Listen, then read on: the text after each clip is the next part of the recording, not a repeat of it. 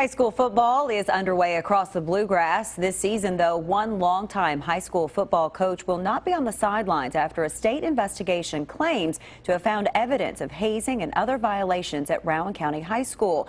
The report claims the violations took place under former coach Ray Graham. Tonight, he's sitting down with me to tell his side of the story. Just beyond this Georgetown feed store, there's a grassy lot that holds a lot of memories. We played baseball and football and smear the man with the ball. All those games on this lot led Ray Graham to a nearly 40-year career coaching high school football in Kentucky. We had a lot of fun here, and I've always loved to be involved with football. It's a passion for me. A majority of his career was spent in Harrison County, 25 years. He's had undefeated seasons, but he's been on the losing end too. His greatest accomplishment, he says, mentoring countless players. And you look around and you see that football players, people that have played football, become really good leaders.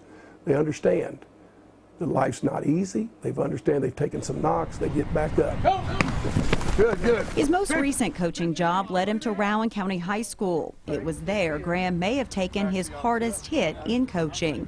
I would say that there were 6 or 7 people that were willing to go to great lengths to do what they could to make sure I wasn't the coach. After 2 seasons with the Vikings, Graham found himself in a firestorm and at the center of an investigation by the Kentucky Office of Education Accountability. The report was totally inconsistent with my life, totally inconsistent with the way I've coached football for now almost 40 years. So I want people to know that. The OEA report released in July spelled out a number of allegations from parents from the 2 seasons Graham was coaching, which started in 2014.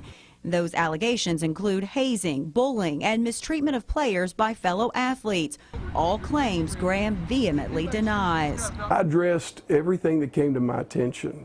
Now, there was no hazing brought to my attention until this past season was over. Graham says if there were issues, he addressed them. As for a report of a student taking an inappropriate photo of another player, he again says assistant coach was on it very quickly and made sure that it was deleted, and we went about working on the process of handling that situation right then. Graham claims the report is one-sided. He was interviewed along with school administrators, but he says it doesn't paint an accurate picture.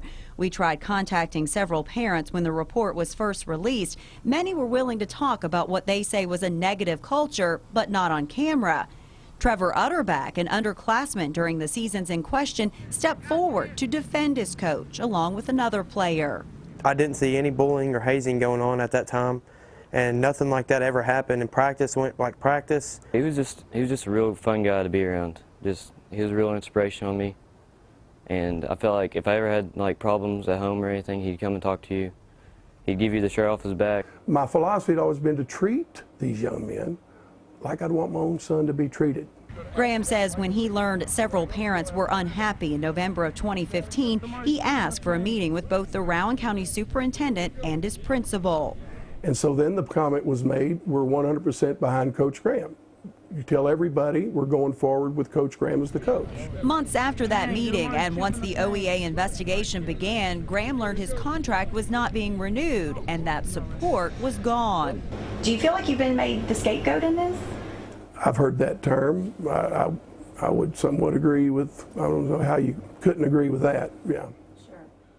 Well, I reached out to both Superintendent Marvin Moore and Principal Ray Ginter twice for on-camera interviews. Now, we did receive a statement from the superintendent saying, in part, we are confident that we follow proper protocol for handling these issues, just as we always do when concerns are brought to our attention, end quote.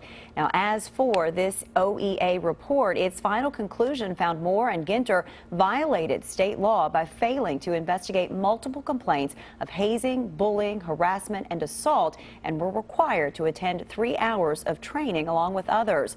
Graham was let go before the report was final. He's now on the football staff with Georgetown College, and to read that full OEA report, just look for this story on WKYT.com.